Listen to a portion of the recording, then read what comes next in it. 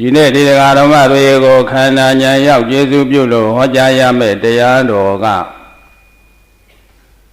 မုဂုတ်ဆရာတော်ဘုရားကြီးရဲ့ဥပနိဒေယအတိုင်းပဲခန္ဓာဉာဏ်ရောက်တဲ့တရားတွေကိုဟောပြောရတယ်လို့ဆိုတော့ခန္ဓာတရားဟာ၅ပါးပါပဲခန္ဓာဘယ်နှပါလဲအဲဒီခန္ဓာ၅ပါးတည်းကယနေ့မိမိတို့ဖြစ်ပေါ်နေကြတဲ့ဒီဘုံဟာလူဘုံဒီလူဘုံမှာခန္ဓာဘယ်နှပါးဖြစ်တယ်လဲဆိုတော့ပြင်စဝေါကာဒပြင်စ၅ခုဝေါကာဒကခန္ဓာပြင်စဝေါကာဒဆိုတာခန္ဓာ၅ပါးရတဲ့ဘုံလို့ဒီလိုဆိုလို့ခန္ဓာဘယ်နှပါး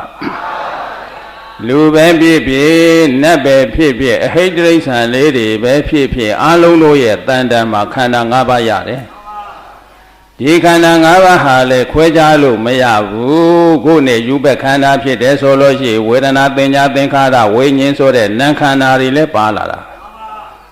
ဝိညာဉ်နဲ့ခန္ဓာလို့ခေါ်တဲ့စိတ်ကလေးတစ်ခုဖြစ်လာတယ်ဆိုရင်လည်းကြံတဲ့ခန္ဓာတွေပါပြည့်လေအကုန်လုံးပါလာတာအဲဒီခန္ဓာ၅ပါးလေးကဒီတရားစခန်းဘက်မှာဒီတရားတော်မှာတွေကိုဘယ်ခန္ဓာကိုအဓိကထားပြီးတော့ဟောပြောနေတာလဲဆိုရင်စိတ်တာဝိညာဉ်နဲ့ခန္ဓာဘယ်ခန္ဓာလဲဝိညာဉ်နဲ့ခန္ဓာလို့ခေါ်တဲ့စိတ်ကိုအစဥဆုံးနေကြဲကနေပြီးတော့ရေကြောင့်ဖြစ်သောရွှွညွန်ကြီးကိုနုံနေကိုရေနဲ့ပဲပြန်ဆေးရတယ်လို့ဒီလိုပြောတယ်စိတ်ကြောင့်ဖြစ်တဲ့အငြိအကျေးကိုဘာနဲ့ပြန်ဆေးမလဲစိတ်နဲ့ပဲဆေးရမယ်လို့ဆိုတဲ့အတွက်ကြောင့်ဒီတရားစကားပတ်မှာဒီတရားတော်မတွေကိုအဓိကအားဖြင့်ဟောပြောနေတာသည်စိတ်ဓာနုပတနာပါပဲအဲဒီစိတ်ဓာနုပတနာဆိုတဲ့ဒီတတိပဋ္ဌာန်ကိုဥတည်ပြီးတော့မိမိတို့ရဲ့စိတ်ထဲမှာတင်ရှိနေတဲ့ကိလေသာအငြိအကျေးတွေကိုဆေးလျော်နေတာကိလေသာအငြိအကျေးတွေကိုဘာဖြစ်လဲဆေးနေတာဘာနဲ့ဆေးနေတာလဲဆိုတော့မိရည်စဉ်ဖြန်းပြီးတော့ဆေးပေးနေတာပါဘယ်ရည်စဉ်ဖြန်းလဲမိရည်စဉ်ဖြန်းပြီးတော့ဆေးတဲ့နေရာမှာဒီတရားဓမ္မတွေနားထဲမှာဆန့်နိုင်တဲ့စကလုံးနားထဲမှာဆန့်နိုင်တဲ့အမြင်ကိုယ်အမြင်နဲ့ကိုယ်လေကလေးပေါက်စားလေးကိုထမင်းလုပ်ကြီးအကြီးကြီးခွန်းလို့ရပါအကြီးကြီးခွန်းလို့မရဘူးသူနဲ့တန်ယုံလောက်ပဲမဟုတ်ဆရာတော်ဘုရားကြီးကလည်းဒီအတိုင်းပဲခွန်းပေးတာပါဒီနေ့အတိုင်းပါပဲဒီတရားတော်မှတွေကိုယနေ့ခန္ဓာဉာဏ်ရောက်မိုးကုတ်ဆရာတော်ဘုရားကြီးရဲ့ဥပနိဒေယအတိုင်းဟောပြောနေသည့်အလျော်စွာကိုယ်နဲ့တန်ရာပေါ့မိမိတို့ရဲ့ဉာဏ်နဲ့ပါပြည့်လေတန်ရာလေးပဲတနေ့နည်းနဲ့ဒီစိတ်အစဉ်ကိုဆေးကြောနေတာပါဒီစိတ်အစဉ်ထဲမှာတင်ရှိနေတယ်ဆိုတဲ့ကိလေသာအငြိအကျေးမရှိဘူးလားကိလေသာအငြိအကျေးတွေကိုကျဉ်းချုပ်ပြောရင်တော့ယာကရဲ့ဒေါသရဲ့မောဟရဲ့ပဲယာကရဲ့အဲဒီယာကတို့ဒေါသတို့မောဟတို့ဆိုတဲ့ဒီတရားတွေဟာဘယ်သူကအခြေခံဖြစ်ပေါ်လာသလဲလို့ဆိုရင်တော့ဒိဋ္ဌိတရားကပဲဘယ်သူကလဲပုဂ္ဂိုလ်တ attva တို့ရဲ့တဏ္ဍာမှာဒီလောဘဒေါသမောဟဆိုတဲ့ဒီတရား၃ပါးကိုအချုပ်ကမောဟပဲအချုပ်ကမောဟဆိုတာတွေးဝေတာမိတ်မောတာပါတွေးဝေတယ်မိတ်မောတယ်ဆိုတာကိုအခွင့်ကောင်းကြီးယူပြီးတော့လေဘယ်သူဝင်လာသလဲဆိုတော့ဒိဋ္ဌိတရားကဝင်လာဘယ်သူကဝင်လာဒိဋ္ဌိဆိုတာကအတ္တဒိဋ္ဌိဒိဋ္ဌိကအဲဒီအတ္တဒိဋ္ဌိလဲကြီးစိုးကောငါဘို့ဆိုတာတွေဘာဖြစ်လဲပါလာသလားမလာဘူးလားငါဘောတဲ့ငါအတွဲတဲ့ငါထိရင်တဲ့ဆိုတဲ့ဒေါသတရားတွေလည်းပါလာငါနဲ့ပတ်သက်လို့ငါသားငါသမီးငါပစ္စည်းတွေနဲ့ပတ်သက်လို့လဲဒီရန်ညိုးတွေဆိုတာလဲပေါ်ပြီးတော့မလာရဘူးလားဒါဟာအခြေခံဘယ်ကလာတယ်လဲဆိုတော့ငါရှိလို့လာကြတာကြီးတယ်ပါပဲငါဘယ်လိုရှိလို့လဲငါဆိုတာကအတ္တဒိဋ္ဌိနော်ငါကဘာဒိဋ္ဌိအတ္တဒိဋ္ဌိသည်ဘယ်သူကိုခွင်ကောင်းယူပြီးတော့ဝင်လာတာလဲလို့မေးရင်မောဟကိုဘယ်သူကပါလဲအကုသိုလ်တရားတွေရဲ့အချုပ်သည်မောဟအကုသိုလ်တရားတွေရဲ့အချုပ်သည်အဲဒီမောဟကြောင့်အတ္တဒိဋ္ဌိဝင်လာရတယ်အတ္တဒိဋ္ဌိဝင်လာတဲ့အတွက်ကြောင့်ဘလောဘဒေါသမောဟတရားတွေပေါက်ပွားပြီးတော့လာရသလားမလာရဘူးလားနှလုံးသွင်းမှတဲ့အာယောနိသောမနတိကာရလေးပေါ်လာကောလောဘဒေါသမောဟတရားတွေပေါ်လာရတယ် မလို့ဒီကံကမတွေရဲ့စိတ်အစဉ်ဟာကြည်နေတယ်ဆိုတဲ့စိတ်အစဉ်လေးဟာလောဘကြောင့်ဒေါသကြောင့်မောဟကြောင့်ညှဉ်းနှွမ်းနေတယ်နော်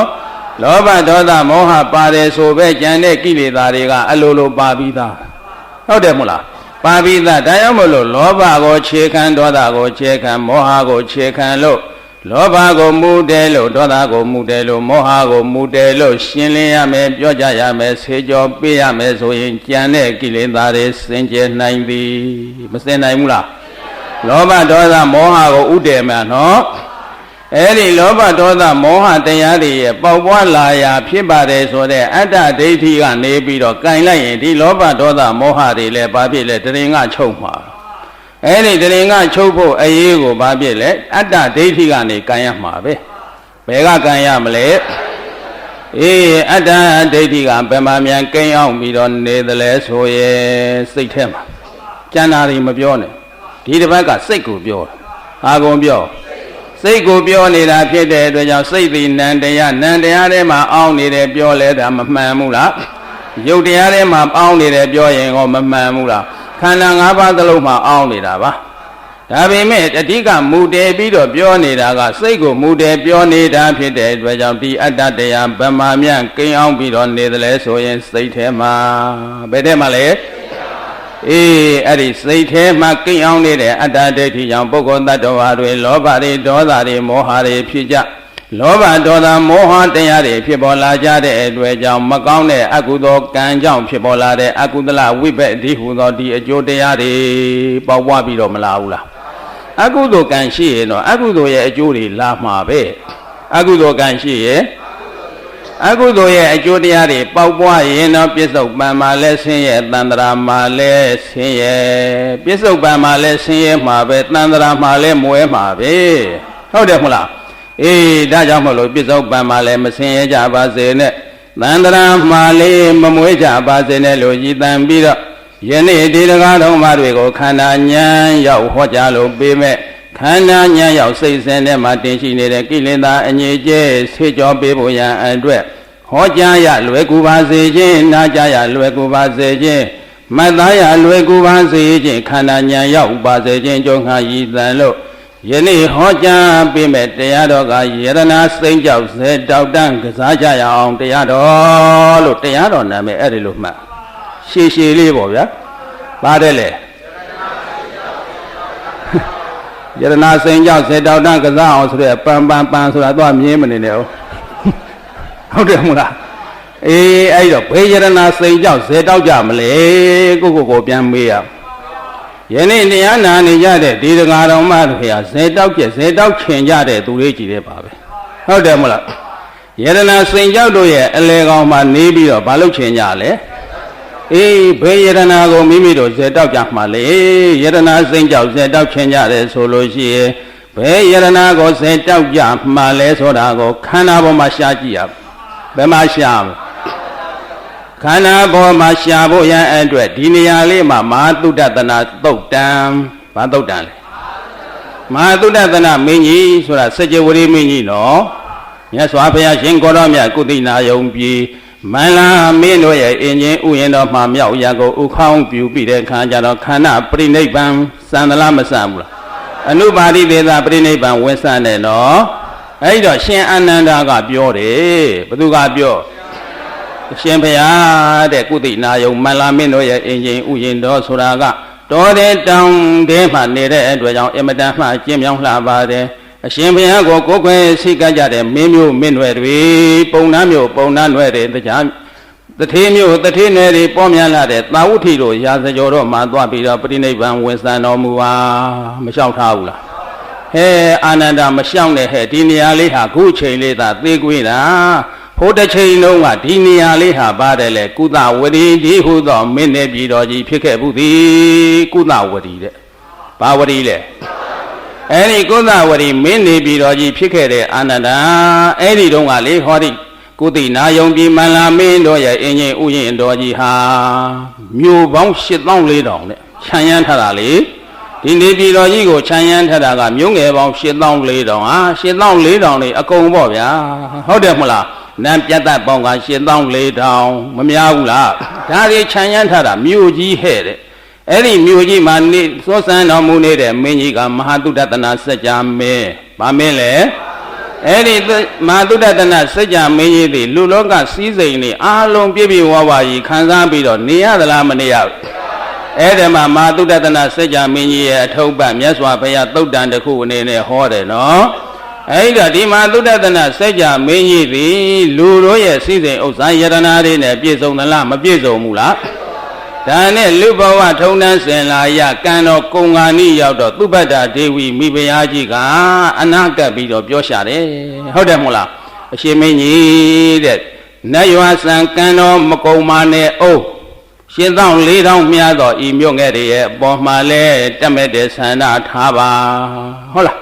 ဒီမြို့ငယ်တွေလဲငဲ့ကွက်ပါအိုးအရှင်မင်းကြီးအေးနတ်ရွာစံကံတော်မမူနဲ့ဟောဒီနေပြည်တော်ကြီးကိုလည်းမစွန့်ခဲ့ပါနဲ့ဦးလို့အမျိုးမျိုးတောင်းပန်တာပေါ့ဗျာအဲဒီလိုတောင်းပန်တဲ့အခါကျတော့မြတ်စွာဘုရားရှင်ကိုရောမြတ်ကြီးကသုဘတ္တဒေဝီမိဘအလောင်းတော်ကြီးကသုဘတ္တဒေဝီမိဖုရားကြီးကိုမှန်နေမဲတယ်ဟုတ်တယ်မလားဟဲအမိုက်မှာတဲ့တဘဝလုံးတသန္တရာလုံးငါကိုပြုစုလုပ်ကြွယ်ပြီးတော့လာခဲ့ရာကယခုနတ်ရွာစံကံတော်ကုန်းကနေသေဆုံးကနေချိန်ကြမှာငါကိုဒီနန်းစည်းစိမ်ကြီးတွေကိုဘာဖြစ်လဲတက်မဲ့ပါလို့ပြောနေတာတင်မိုက်ပါလားစကားပြင်းပြောစမ်းပေါ့ဟုတ်တယ်မို့လားဒီပေါ်မှာတက်မဲ့တဲ့ဆန္ဒအရှင်မင်းကြီးစွန့်ပါလွတ်ပါဟုတ်လားတက်မဲ့မှုမထားပါနဲ့လို့ဆိုတဲ့စကားပြင်းလျှောက်စမ်းလို့မပြောဘူးလားပြောတော့သုဘတ္တဒေဝီမိဖုရားကြီးကမျက်ရည်တွေစိုးစိုးနေတဲ့မျက်နှာနဲ့ဘာဖြစ်လဲတရှုံရှုံနဲ့ပြောရရှာတာဟုတ်လားအေးအရှင်မင်းကြီးတဲ့ကုသဝရိဒါသတာနိမင်းနေပြည်တော်ကြီးကိုနေပြည်တော်ကြီးရဲ့အပေါ်မှာလဲတက်မဲ့တဲ့ဆန္ဒမထားပါနဲ့ငိုတန်လေးနဲ့ပေါ့ဗျာအေးအဲ့ဒီလိုပြောပြီးလဲပြီးကောဘုရားဘာဖြစ်လဲမဟာသုဒ္ဓတနာစัจ जा မင်းကြီးဒီကံတော်ကုန်တော့မယ်အဲ့ဒီချိန်ခါလေးမှသုဘတ္တဒေဝီမိဖုရားကြီးကိုဟောကြားခဲ့တယ်ဆိုတဲ့ဂါထာပိုက်ကလေးတစ်ပိုက်ပါပဲအေးအဲ့ဒီဂါထာလေးကဘာလဲမိမိတို့တွေရပြီးသားလေမိမိတို့တွေရပြီးသားဂါထာလေးသဗ္ဗေသင်္ခါရအနိစ္စယရာပညာယပတ္တိဒီဂါထာကောမရှိဘူးလားအနိစ္စဝတ္တသင်္ခါရဥပ္ပါဒဝေယဓမ္မိနောဥပ္ပေစိတ်တဝါနိရောဇန္တိတေတံဟုပသမောတုခောသုဘတ္တဒေဝီမိဖုရားကြီးကိုမဟာသုဒ္ဓတနာစัจ जा မင်းကြီးကနောက်ဆုံးပြောခဲ့တဲ့စကားဟုတ်တယ်မလားဘသူကိုပြောခဲ့တာလဲသုဘတ္တဒေဝီမိဖုရားကြီးကိုဘသူကလဲမဟာသုဒ္ဓတနာစัจ जा မင်းကြီးပြန်ပြောပါဦးလူရင်းကဒါလေးလူကျင်တာပါမဟာသုဒ္ဓတနာသုတ်တံကိုဟောနေတာမဟုတ်ဘူးဟုတ်တယ်မဟုတ်လားမဟာသုဒ္ဓတနာစัจ जा မင်းကြီးကနောက်ဆုံးအချိန်ကံတော်ကုံဃာနေချိန်ခါမှာသုဘတ္တဒေဝီမိဖုရားကြီးကိုအနိစ္စဝတ္တသင်္ခါရဥပ္ပါဒဝေယဓမ္မိနောဥပ္ပေစိတ်တဝါနိရောဇန္တိတေတံဟုပသမောတုခောရဲ့လို့သုဘတ္တဒေဝီမိဖုရားကြီးကိုနောက်ဆုံးစကားပြောခဲ့သလားမပြောခဲ့ဘူးအေးအဲ့ဒီလိုပြောခဲ့တဲ့ဆိုတဲ့ဒီကာထာလေးထဲမှာအနိစ္စဝတ္တသင်္ခါရအကြောင်းတရားတွေပြုပြင်စီမံလို့ဖြစ်ပေါ်လာတယ်ဆိုတဲ့အကျိုးသင်္ခါရတရားဟူသမျှတွေကအနိစ္စဝတ္တမမြဲလေစွာတကားအကြောင်းတရားပြုပြင်လို့ဖြစ်ပေါ်လာတဲ့အကျိုးသင်္ခါရတရားတွေဟာမြဲရဲ့လားဒါပြောတဲ့စကားနော်အနိစ္စဝတ္တသင်္ခါရဥပ္ပါဒဝေယဓမ္မိနောဖြစ်ပြီးပြတ်တတ်တဲ့သဘောကောမရှိဘူးလားဖြစ်ပြီးတော့ဘသူတွေရဲ့သဘောလဲသင်္ခါရတရားတွေရဲ့သဘောဘသူသဘောပါလဲအဲ့ဒီသင်္ခါရသဘောတွေကဥပ္ပိစိတ်တဝါနိရောဇန္တိပေါ်လာရင်တော့ချုပ်ပြောင်မယ်ပေါ်လာရင်တော့ဖြစ်လာရင်တော့ပြည့်ကြမယ်ဖြစ်လာရင်တော့ဘသူတွေရဲ့ဓမ္မတာသဘောလဲသင်္ခါရတရားတွေရဲ့ဓမ္မတာသဘောတဲ့တေတံဥပသမောတုခောအဲ့ဒီသင်္ခါရတရားတို့ရဲ့ခြုံငင်းရသည်သာလင်ချမ်းသာတယ်လို့မဟာသုဒ္ဓတနာစัจ जा မင်းကြီးပြောသွားတာမပြောဘူးလားကြည်စံဒီတကာတော်မှတွေမဟာသုဒ္ဓတနာစัจ जा မင်းကြီးဆိုတာကစัจ जा ယတနာအမှုရှိနေတဲ့ယတနာ9ပါးလည်းမပိုင်ဘူးလားကြည်စံ8400များသောမြို့ငယ်လေးတွေကိုလည်းမပိုင်ဘူးလားနောက်ဆုံးဆင်8400မြေ8400ပြတ်သက်8400ပလင်မောင်း8400တွေကိုအများကြီးပေါ့ဗျာအဲ့ဒါဒီစိုးစံတော်မူလာတဲ့ဒီစည်းစိမ်ချမ်းသာရဲ့အလေကောင်မှာနေတဲ့မဟာသုဒ္ဓတနာစัจ जा မင်းကြီးနော်အဲ့ဒါကိုသုဘတ္တဒေဝီမိဖုရားကြီးကဘယ်လိုပြောလဲအဲ့ဒီအပေါ်ဒီမှာတဲ့အရှင်မင်းကြီးငဲ့ကွက်ပါဒါတွေစွန့်ခွာပြီးတော့မသွားပါနဲ့ထမပစ်ခဲ့ပါနဲ့ဒီလိုလာတာဟုတ်အဲ့လိုလာလဲလာတော့သုဒ္ဓတနာစัจ जा မင်းကြီးကဘယ်လိုပြောလဲအမိုက်မှပြင်းလျှောက်ဆန်းပေါ့ တသက်လုံးငါရဲ့ကောင်းကျိုးကိုသာဆောင်ရွက်လာပြီးငါကံကုန်ငါနည်းချိန်ကြမှာဒီစကားမျိုးပြောရသလားပြင်းလျှောက်ဆန်းဟုတ်တယ်မလားအဲ့ဒါနဲ့သုဘဒဒေဝီမိဖုရားကြီးကစိုးစိုးသောမြေရည်ရှိနေတဲ့မျက်နှာဖြင့်ဘာဖြစ်လဲပြောရရှာတယ်မပြောရဘူးလားအေးဟောဒီပြတ်သားကြီးရဲ့အပေါ်မှာလဲရှင်မင်းကြီးတက်မဲ့တဲ့ဆန္ဒကိုစွန့်တော်မူပါတက်မဲ့တဲ့ဆန္ဒမထားပါနဲ့ယာကမထားစမ်းပါနဲ့မတက်မဲ့ပါနဲ့လို့ပြောရတာမပြောချင်းပြောချင်းနဲ့ပြောရတာအဲဒီတော့မသုတတနာစัจ जा မင်းကြီးကသုဘဒဒေဝီမိဖုရားကြီးကိုပြန်ပြီးတော့ဒီခါသာနဲ့ပြန်ပြောတာနော်အနိစ္စဝတ္တသင်္ခါရအကြောင်းတရားတွေပြုပြင်စီမံလို့ဖြစ်ပေါ်လာတဲ့အကျိုးသင်္ခါရတရားဟူသမျှတွေကအနိစ္စဝတ္တမမြဲလေစွာတကားမဟုတ်ဘူးလားအေးဆိုလိုရင်းသဘောကအဲ့ဒီခန္ဓာလေးရဲ့အနှစ်ဒိဗ္ဗေလေးကိုပြောခြင်းလို့ပဲဟုတ်ပလားဒါနဲ့ယရနာစိန်ကြောက်တွေဇေတောက်တယ်ဆိုတော့ဘယ်ယရနာစိန်ကြောက်ဇေတောက်ရမလဲဆိုတဲ့ဖြေပေါ်လာမယ်နော်အေးဒါကြောင့်မို့လို့ဓမ္မစကဓမ္မဏိဒံအနေနဲ့ချီမယ်ဆိုရင်ယရနာတွေခန္ဓာတွေရှားမှာပဲဘယ်တဲ့ရှားဇေတောက်ရမယ့်ယရနာတွေခန္ဓာတွေရှားလိမ့်မယ်နော်ဒါဖြင့်မိမိတို့ခန္ဓာတွေရှားမှဖြစ်တဲ့အတွက်ကြောင့်ခန္ဓာဖြစ်စဉ်ကိုပြောပြရင်ဘယ်သူတွေပါလဲဝိဇ္ဇာသင်္ခါရဝိညာဉ်နာယောသလယရဏဖတ်တဝေဒနာတဏဥပါဒံကမ္မဘဝဇာတိဇရာမရဏအင်္ဂါဘယ်နှပါလဲအဲ့ဒီအင်္ဂါ12ပါးကိုပုဂ္ဂိုလ်တ attva တို့ရဲ့ခန္ဓာဖြစ်စဉ်အနေနဲ့ပြောရင်80ရဲ့နောက်ဆက်ရဲ့ခွဲ80နဲ့နောက်ဆက်ခွဲပြီး80ခန္ဓာပရိစ္ဆသမုပ္ပါဖြစ်ပေါ်လာပုံလေးဆိုစမ်းဘယ်လိုဆိုမလဲကံကြောင့်ယုံနာပေါ်အဝိဇ္ဇာရင်ခန္ဓာတဲ့ဥပါဒံကံတရားတွေကြောင့်ဘာတွေပေါ်လာယုံနာဟာတရားလားခန္ဓာ၅ပါးလားအဲ့ဒီခန္ဓာ၅ပါးသည်တရားကြောင့်ဖြစ်တာလားအဝိဇ္ဇာရင်ခံတဲ့ဥပါဒံကံကြောင့်လားအကျဉ်းချုပ်ပြီးတော့ပြောလိုက်ရင်အဝိဇ္ဇာရင်ခံတဲ့ဥပါဒံကံဆိုတာကံကိလေသာလို့မှတ်ထားလိုက်ဘာတဲ့လဲအကျဉ်းချုပ်တာနော်အဝိဇ္ဇာရင်ခံတဲ့ဥပါဒံကံဒီကံဥပါဒံကံဒီအကျဉ်းချုပ်တော့ကံကိလေသာအဲ့ဒီကံတရားနဲ့ကိလေသာတရားတွေကြောင့်တရားဖြစ်ရတာလားယုံနာခန္ဓာလားကံကိလေသာတွေဒီတိတ်မှဖြစ်ပြီးတော့တိတ်မှမပြတ်ခဲ့ဘူးလားပြစ္ဆုတ်ပန်တဲ့ကိုတတူတစပါရဲ့လားလုံးဝမပါဘူးလို့ကောဆိုနိုင်ရဲ့လားဘာပါလားအေးတတ္တိလေးပါလာတဲ့ဒီတတ္တိလေးကဘယ်ထဲမှာငုတ်နေခန္ဓာထဲမှာဘယ်ခန္ဓာထဲမှာနော်အဲ့ဒီခန္ဓာ၅ပါးထဲမှာဒီတတ္တိလေးငုတ်ပြီးတော့နေတဲ့အတွက်ကြောင့်ဒီခန္ဓာရတဲ့အချိန်ကနေစပြီးတော့မိမိတို့တွေကြည့်လိုက်လေကိုယ်ခန္ဓာ၅ပါးယုံနာနဲ့ပါအကြောင်းအကျိုးဆိုတာသိရဲ့လားမသိတာကအဝိဇ္ဇာရဲ့တတ္တိဟာပေါ်လာတာပဲဟုတ်တယ်မလားအေးအဲ့ဒီအဝိဇ္ဇာရဲ့တတ္တိဖြစ်ပေါ်ပြီးတော့လာတဲ့အဝိဇ္ဇာရဲ့တတ္တိဖြစ်ပေါ်လာတဲ့ကြောင့်ခန္ဓာ၅ပါးကိုငါပဲသူပဲပုဂ္ဂိုလ်တ attva ယောက်ျားမိန်းမမမှားဘူးလားမှားလားအဲ့ဒီလိုမှားပြီးတော့လာခဲ့တယ်ဆိုတော့ဓမ္မဖြစ်စဉ်အနေနဲ့ယနေ့မိမိတို့သဘောပေါက်လိုက်ရတဲ့ချိန်လေးကြည်လေးကြီးကိုပုဂ္ဂိုလ်တ attva ငါတွေ့တာလားဓမ္မဖြစ်စဉ်ကြီးလားအဲ့ဒီဓမ္မဖြစ်စဉ်ကြီးကလည်းအကြောင်းနဲ့အကျိုးဆက်ပြီးတော့ဖြစ်နေကြတာအကြောင်းနဲ့အကျိုးအကြောင်းနဲ့အကျိုးဟာအကြောင်းရဲ့အကျိုးရဲ့အဲ့ဒီအကြောင်းကျိုးကိုဆက်ပေးတာကဘယ်သူကဆက်ပေးပြစ္ဆယတတ္တိကဖန်ဆင်းခြင်းမရှိဘူးနော်အကြောင်းတရားရဲ့အကြောင်းရှိလို့အကျိုးတရားပေါ်နေတာပဲအဲ့ဒီအကြောင်းရှိလို့အကျိုးတရားဘာဖြစ်လို့ပေါ်လာရတာလဲဆိုတော့ပြစ္ဆယတတ္တိရှိတယ်လေပြစ္ဆယတတ္တိကိုယ်တော်မှာ1ကဲ2ကဲဆိုတာလေးရှိတဲ့အခါကျသူတို့နှစ်ခုလေးကပေါင်းလို့ရပါမလားမရတာကိုပြစ္ဆယတတ္တိကဆက်ပေးတဲ့ကျိုးလေးနဲ့သွဲပေးလိုက်စမ်းဗျာမဆက်ဘူးလားဒီနှစ်ခုဆက်သွားပြီလို့ဒီလိုပြောရအဲ့တော့ပြစ္ဆယတတ္တိလေးကဒီအကြောင်းနဲ့ဒီအကျိုးကိုဆက်ပေးသလားမပေးဘူးဒါဖြင့်အဝိဇ္ဇာကိုကြည့်ပြန်တော့အကြောင်းသင်္ခါရကြည့်ပြန်တော့အကျိုးသင်္ခါရကနေဝိညာဉ်ထောက်ကြည့်ပြန်တော့သင်္ခါရကအကြောင်းဝိညာဉ်ကဝိညာဉ်ကနေနာမ်ယုတ်ကိုထောက်ကြည့်ပြန်တဲ့အခါဝိညာဉ်ကနာမ်ယုတ်ကဘာလေးကြည့်တယ်လဲအကြောင်းအကျိုးတွေဘာဖြစ်နေတာလဲဆက်နေတယ်အကြောင်းအကျိုးတွေအဲ့ဒီလိုအကြောင်းအကျိုးတွေဆက်ပြီးတော့နေပါတော့လေဒဇင်တရန်းကြီးရဲ့လို့ဆိုနိုင်ရဲ့လားဒဇင်တရန်းကြီးဆိုရင်တန်တတိပေါ့ဒဇင်တရန်းကြီးခုခန္ဓာကိုယ်ပေါ်မိမိတို့ရဲ့တွေးစိတ်ကလေးတစ်ခုကိုပဲကြည့်ခုနားထဲမှာကြားနေတဲ့ကြားစိတ်ကလေးကိုပဲကြည့်တဏှာကြီးလုံးလုံးအတန်ဟာရပ်သွားတယ်ဆိုတာမရှိဘူးရှိရဲ့လားအတန်လာတိုက်နေသမျှကိုယ်တဏ္ဍာမှာကြားစိတ်ဟာအစဉ်တန်းကြီးဟုတ်လားတွေးနေတဲ့ပုဂ္ဂိုလ်တယောက်10မိနစ်15မိနစ်တွေးနေတဲ့ဒဇင်တရန်းကြီးမနေဘူးလား ဒါပေမဲ့ဒဇင်တန်းကြီးလို့မြင်လိုက်တာဒီတန်တတိအဲ့ဒါအစင်ခန္ဓာအစင်ကြီးပဲလို့ဒီလိုမြင်တာနော်ခန္ဓာအစင်ကြီးပဲဒါအဝေးကကြည့်လို့ခန္ဓာအစင်မဲ့မြင်တာဉာဏ်မျက်လုံးဖွင့်ကြည့်တော့တစ်ခုစီဉာဏ်မျက်လုံးဖွင့်ကြည့်လိုက်တော့တစ်ခုစီပဲဟိုလမ်းလေကောင်မှာပရွက်စိတ်ကလေးတွေသွားနေတယ်လေပရွက်စိတ်လမ်းလေးတွေမရှိဘူးလားကြည့်လိုက်စမ်းအဝေးကကြည့်တော့မဲမဲတန်းကြီးအဝေးကကြည့်တော့ဒါမျက်လုံးကမြင်နိုင်တဲ့စွမ်းရည်မရှိဘူးလေကံမျက်လုံးကအမဲတန်းကြီးလို့မမြင်ရဘူးလားအနာသွားကြည့်လဲကြည့်ရောတကောင်စီပါလားဟုတ်လားမလားတကောင်စီသွားမနေဘူးလားအဝေးကကြည့်လို့ကံမျက်လုံးနဲ့ကြည့်လို့ဒဇင်တန်းကြီးဖြစ်နေတာတကယ်ဉာဏ်မျက်လုံးနဲ့လည်းဖွင့်ကြည့်လဲကြည့်ရောတစ်ခုစီအဲ့ဒီတစ်ခုစီကဘာတွေလဲအကြောင်းနဲ့အကျိုးအကြောင်းနဲ့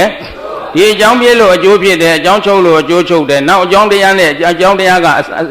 ကပြုပြင်ပေးတော့အကျိုးတရားကထပ်ပေါ်လာပြန်တာအဲ့ဒီအကျိုးတရားချုပ်သွားပြန်တဲ့အခါကျတော့ဒီအကျိုးတရားထဲမှာပါနေတဲ့တတ္တိအကြောင်းတရားလေးကနောက်အကျိုးခန္ဓာပြုပြင်ပေးလိုက်ပြန်သလားမပေးလိုက်ဒါမှမဟုတ်ဒဇင်တန်းကြီးတစ်ဖွဲ့မြင်ရသလားမမြင်ရဘူးခန္ဓာတွေအစဉ်တန်းဖြစ်အကြောင်းကျိုးတွေစက်တယ်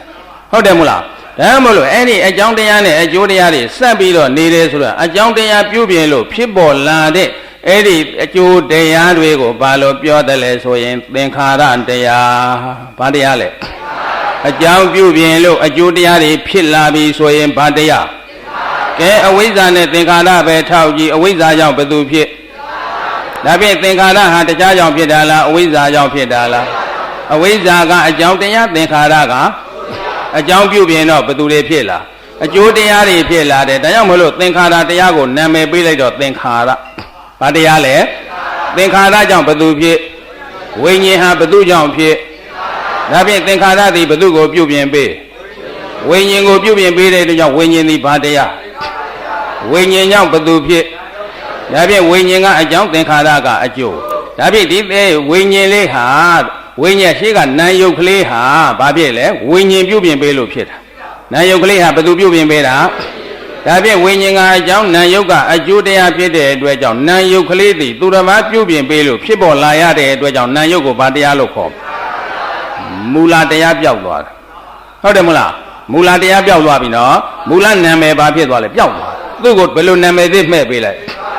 ဒါဖြင့်အဝိဇ္ဇာကနေထောက်ကြည့်တော့သင်္ခါရတရားဟာလည်းတခြားလားသင်္ခါရတရားလားသင်္ခါရကနေထောက်စားတော့ဝိညာဉ်ဟာလည်း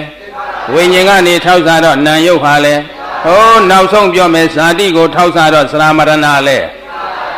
သရမရဏကိုထောက်စားရင်နောက်ကအာတဝလည်းသင်္ခါရအာတဝကိုထောက်စားရင်အဝိဇ္ဇာလည်းသဗ္ဗေခတ်သိမ်းကုန်တော့တရားဟူသမျှတွေဟာသင်္ခါရတရားတွေအကုန်လုံးပါတယ်လေနည်းနည်းလေးမှမကြံဘူးကြံရဲ့လားဘယ်သူကြံသေးလဲဘယ်သူမှမကြံဘူးအားလုံးသောတရားတွေဟာသင်္ခါရတရားကြီးတယ်ဒါဖြင့်ကဲဒီထားပါတော့ကဲယုတ်တရားနဲ့နံတရားပဲရှင်းကြည့်အောင်ယုတ်တရားဟာတခြားကြောင့်ဖြစ်တာလားအကြောင်းတရားတွေကြောင့်ဘယ်သူတွေလဲအကြောင်းတရားက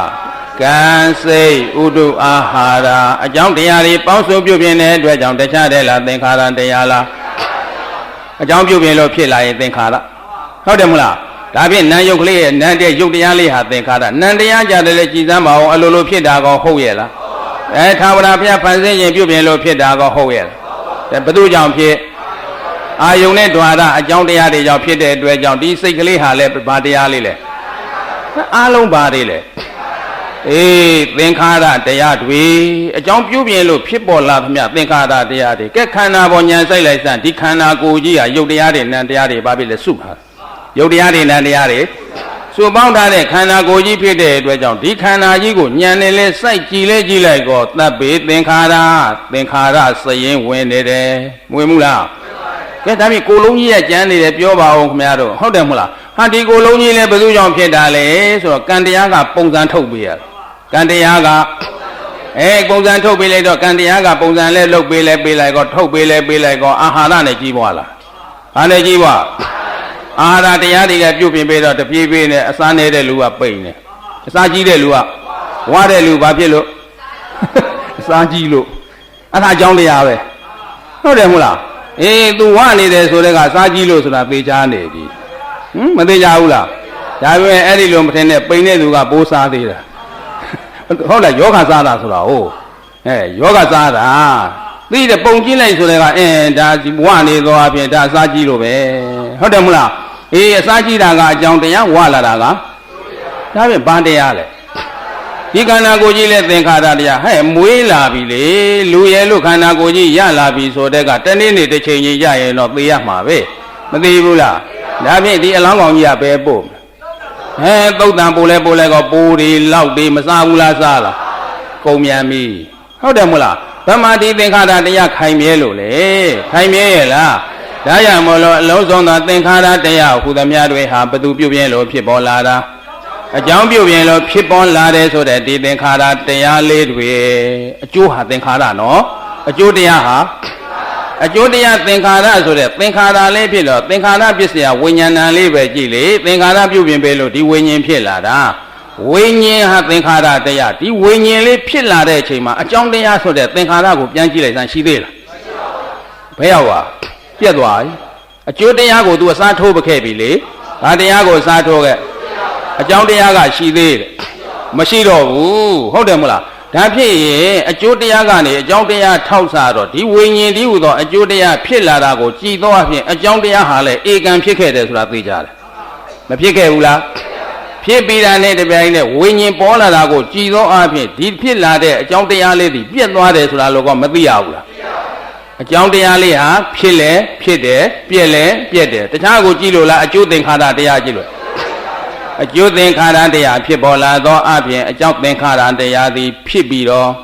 ပြက်တယ်အကြောင်းတရားခိုင်မြဲရဲ့လားနောက်ကြောင်းလေးနည်းနည်းပြန်ကြည့်လိုက်တာနော်နောက်အကျိုးတရားကရက်ဒီခုမြင်နေရတာကအကျိုးတရားနားထဲမှာကြားနေရတာကဘာတရားအကျိုးတရားဘာတရားလဲသူဟာတရားကြောင့်ဖြစ်တာလားအကြောင်းကြောင့်လားအကြောင်းကြောင့်ဖြစ်လာလို့သူ့ကိုဘာလို့ပြောသင်္ခါရတရားနားထဲမှာကြားစိတ်ပေါ်နေပြီဆိုတဲ့အချိန်ကျရင်သူ့ကိုဖြစ်ပေါ်ပေးစေတဲ့အာယုံ द्वार အကြောင်းတွေကိုကြည့်လိုက်စမ်းရှိသေးလားဟဲ့ဘယ်ရောက်ကုန်မြဲသလားမမြဲဘူးလားမမြဲဘူးဆိုတာကအနိစ္စမမြဲတာကဘသူလဲအနိစ္စအကြောင်းတရားသင်္ခါရကိုမပြောသေးဘူးသင်္ခါရကအကျိုးတရားနော်သင်္ခါရကဘယ်ကိုပြန်ကြည့်တာနောက်ကိုပြန်ကြည့်ဘယ်ကိုပြန်ကြည့်တာနောက်ကိုပြန်ကြည့်လဲကောသူ့ပြုတ်ရင်ပေးတဲ့အကြောင်းတရားလေးတွေဖြစ်ခဲ့တာကောမသေးကြဘူးလားခုအကျိုးတရားပေါ်လာတာကိုထောက်ဆတော့ပြင်ပြက်သွားတာကောမသေးကြဘူးလားဘာဖြစ်သွားပြီလဲပြက်သွားတယ်မြဲရဲ့လားအနိစ္စဝတ္တမမြဲလေစွာတကားမမြဲလေစွာတကားနောက်ကြောင်းပြန်ကြည့်တာနော်သူများသေတာကိုမြင်နေပြီဘယ်သူသေတာမြင်နေပြီလဲမြဲရဲ့လားမမြဲတော့ဘယ်လိုပြောမလဲအနိစ္စဘယ်လိုပြောမလဲခုတမအံ့ဩသွားတယ်လေကိုကဖြစ်နေတော့မှရှိသေးတယ်ကိုကဖြစ်နေတော့မှရှိသေးတယ်ကိုမွေးပေးတဲ့အမေဟာအနိစ္စဝတ္တဟုတ်လားမမြဲလေစွာတကားဘာဖြစ်လဲအနိစ္စဝတ္တမမြဲလေစွာတကားသင်္ခါရကနေကြည့်တာနော်ဘယ်ကိုပြန်ကြည့်အကြောင်းကိုပြန်ကြည့်တာဘယ်ကိုပြန်ကြည့်လဲအကျိုးတရားလေးပေါ်နေလေတဲ့အမေမွေးလိုက်လို့ဒီသားပေါ်လာရတာအမေမွေးလို့ဒီသားပေါ်လာတာသားအဖြစ်ကနေပြီးတော့အမေလည်းပြန်ကြည့်လိုက်ကောမရှိတော့အမေပြန်ကြည့်တော့ဟဲ့ဘယ်ရောက်သွားပလဲအနိစ္စရောက်သွားပြီဘယ်ရောက်သွားဒါကြောင့်မို့လို့ပြောလိုက်စမ်းတအံ့တော်နဲ့အနိစ္စဝတ္တမမြဲလေစွာတကားဟုတ်လားအနိစ္စဝတ္တမမြဲလေစွာတကားဟုတ်လားအကြောင်းတရားလေးပြည့်သွားပြီလေကဲဒါဖြင့်အကြောင်းတရားလေးပြည့်သွားတာအနိစ္စဝတ္တမမြဲလေစွာတကားဆိုတော့ဟိုကဖြစ်တာကိုလည်း तू မသိဘူးလားအကြောင်းတရားရဲ့ဖြစ်တာကိုလည်း तू မသိဘူးလားပြည့်တာကိုလည်း तू မသိဘူးလားဖြစ်တာလည်းသိတယ်ပြည့်တာလည်းသိတယ်ဆိုတော့ဒါဓမ္မသဘောလေးတွေရဲ့ဓမ္မတာကိုဓမ္မလေးတွေရဲ့ဓမ္မတာသဘောကိုဖြစ်လိုက်ပြက်လိုက်စောင့်ကြည့်တနေ့လုံးစောင့်ကြည့်အကြောင်းတရားလေးတွေကဖြစ်ပြီးတော့ပြက်ကုန်တာကြည့်တယ်မမြဲတာကြည့်တယ်မတွေ့ရဘူးလားတွေ့လဲတွေ့လိုက်ကောနောက်ဆုံးဘယ်လိုခင်ဗျားတို့ကဆုံးဖြတ်ချက်ချရမလဲဒါဓမ္မတွေရဲ့ဓမ္မတာသဘောကိုသူများသေးတာလေသူများသေးတာကြည့်ပြီးတော့ဓမ္မတာသဘောပဲဖယားတော်မှလွန်ဆန်နိုင်တာမှတ်လို့ဟုတ်တယ်မဟုတ်လားဒီလိုလေးပြောပြီးမဖြေဘူးလားအဲ့ဒါဘယ်လိုလဲစာလို့ရွတ်လိုက်တော့ဥပ္ပန္ဒဝယဓမ္မိနောဖြစ်တဲ့ပြည့်တတ်တဲ့သဘောရှိတာကိုပါတယ်လေသူများကိုပြောနေတာကိုမသိသေးဘူးဟုတ်တယ်မလားဘသူကိုကြည့်ပြောနေတာအကြောင်းတရားကိုဘသူကကြည့်နေတာသင်္ခါရကဘသူကကြည့်သင်္ခါရကအကျိုးအကြောင်းတရားကိုကြည့်လိုက်တဲ့အခါကျတော့ဖြစ်ပြီးတာနဲ့ပြိုင်နဲ့ပြက်သွားတာကိုမြင်တဲ့အတွက်ကြောင့်ဘယ်လိုပြောတယ်အနိစ္စဝတ္တဘယ်လိုပြောနောက်တော့တရားလေးနဲ့ဖြေလိုက်စမ်းပါဦးဘယ်လိုဖြေမလဲဩ ဥပ္ပါဒဝယဓမ္မိနောဩဓမ္မတွေရဲ့သဘောတရားဟာဖြစ်ပြီးပြတ်တတ်တာကိုဟုတ်တယ်မလားဒီလိုဆုံးဖြတ်ချက်မချဘူးလားအေးကိုပြန်ကြည့်ပြန်တဲ့အခါကျတော့အေးပြတ်တတ်တဲ့ဖြစ်လာရင်ပြတ်တတ်တဲ့အမေကမွေးပေးလိုက်တဲ့ဒီသင်္ခါရအကျိုးတရားကိုခိုင်မြဲပါမလားကိုပြန်ကြည့်ရတော့မယ်နော်ပေါ်လာရင်တော့ခုမထုတ်ပြောက်သေးဘူးနော်ဖြစ်လာရင်တော့ပြက်မှာပဲပေါ်လာရင်တော့ချုပ်ပြောက်မှာပဲဘာတူလဲသင်္ခါရဆိုတဲ့ငါသင်္ခါရနေရာကနေကြည့်ဟုတ်တယ်မလားသင်္ခါရတရားလေးဖြစ်တဲ့ငါကိုငါတော့ခိုင်မြဲတယ်လို့ဆိုနိုင်မှာကြည်တဲ့ဉာဏ်နဲ့လည်းကြည်လိုက်ကောမရှိတော့ဉာဏ်နဲ့လည်းကြည်လိုက်ကောဘယ်ရောက်သွားပါလဲဆိုတော့နိဒုဇန်ဒီချုပ်သွားပြီဘာဖြစ်လို့ချုပ်ဖြစ်လာလို့ချုပ်တာဘာဖြစ်လို့ချုပ်အေးဒါကြောင့်မလို့ဥပ္ပိစိတ်တော်နိဒုဇန်ဒီဖြစ်လာရင်တော့ပြည့်ရမှာပဲပေါ်လာရင်တော့ချုပ်ပြောက်ရမှာပဲတနေ့လုံးထိုင်ကြည့်ဖြစ်လာရင်တော့ပြည့်ရမှာပဲပေါ်လာရင်တော့ချုပ်ပြောက်ရမှာပဲချုပ်ပြောက်တာတွေကြည့်တယ်မတွေ့ရဘူးဩဒါဖြင့်ဘာဖြစ်လို့လဲဆိုတော့ဒါကမိုးဖို့ဆရာတော်ဘုရားကြီးကဘာဖြစ်လဲအကြောင်းအနိစ္စမို့အကျိုးအနိစ္စအကြောင်းအနိစ္စမို့အနိစ္စဖြစ်တဲ့အမေကမွေးပေးလိုက်တဲ့ဒီသားဟာကောခိုင်မြဲပါမလားဒီသားလဲဘာဖြစ်မလဲအနိစ္စပဲပေါ့ဟုတ်တယ်မလားဒါကိုဉဏ်နဲ့ကိုခန္ဓာကိုပြန်ကြည့်လိုက်တဲ့အခါမှာကိုလည်းဘာဖြစ်လဲဥပ္ပိစိတ်တော်ဖြစ်လာပြီးတော့နိဒုဇန်ဒီချုပ်ပြောက်လေဤဥပ္ပိစိတ်တော်နိဒုဇန်ဒီဖြစ်လာရင်တော့ပြည့်ရမယ်ပေါ်လာရင်တော့ချုပ်ပြောက်ရမယ်သူများဓမ္မတာသဘောလားကိုဓမ္မတာသဘောလားအဲ့ဒါကိုမြင်အောင်ကြည့်ရမှာဟုတ်တယ်မလားတနေ့လုံးထိုင်ကြည့်မျက်စိနာနာလျှာကိုစိတ်တယ်ကြည့်တော့ဖြစ်လာရင်တော့ပြက်တယ်ပေါ်လာရင်တော့ချုပ်ပြောက်တယ်ဒါတွေပဲမတွေ့ဘူးလားဒါတွေရှိနေသမျှချမ်းသာတယ်လို့ပြောမလားဆင်းရဲတယ်လို့ပြောမလားဆင်းရဲတယ်လို့ပြောတော့ဒီဖြစ်လာရင်ပြတ်တတ်တဲ့ဒီသဘောဒီသင်္ခါရတရားတွေခြုံငိမ့်မှသာလင်တေသံဝုပသမောဒုက္ခငြိမ့်အိမယ်လေဒီဖြစ်ချင်းပြည့်ချင်းတွေချုပ်သွားမှဘာဖြစ်မှာဒီသင်္ခါရတရားမှန်သမျှဖြစ်ပြီးတော့ပြည့်နေကြမှာပဲဒါကိုကိုကညံနဲ့ဖြစ်ပြီးပြည့်တယ်လို့ဆုံးဖြတ်ချက်ချနိုင်အောင်ကြည့်ရမလားမကြည့်ရဘူးအဲ့ဒီဆုံးဖြတ်ချက်ချနိုင်တဲ့အခါကျမှဒီဖြစ်ပြသင်္ခါရတရားတွေရဲ့ပုံမှာယွန်လာမုန်းလာတဲ့အခါကျမှညံရဲ့အောင်မှာဖြစ်ပြတွေချုပ်ဆုံးသွားမလားမဆုံးဘူးလားဆုံးသွားခြင်းဒီသာလင်ဒေသံဥပသမောဒုက္ခချမ်းသာကြီးတဲ့ဟုတ်တယ်မဟုတ်လားဘာလဲချမ်းသာ